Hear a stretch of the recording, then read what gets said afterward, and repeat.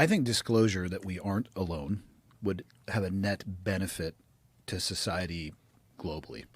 We spend a lot of time pecking back and forth at each other and fighting each other. Mm-hmm. If you got sat down and be like, listen, we have a global issue now that everybody is impacted by this. As much of the biggest swinging dick you think you are on this planet, guess what? You're nothing in comparison to this. I think it would have a net calming effect. Maybe not instantaneously, but overall, I think that would be the net effect of it. Perhaps. The real problem is, like all things, someone's going to take advantage of it. But I think that if so, let's just say it is real.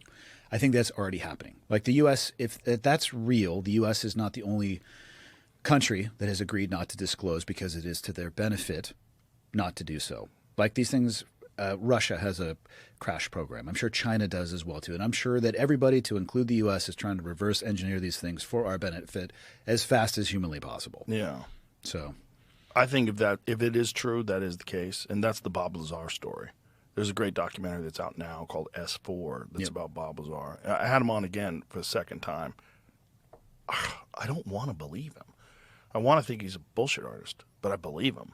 There's something about one guy who's a clearly brilliant guy who's been telling the same story since 1988.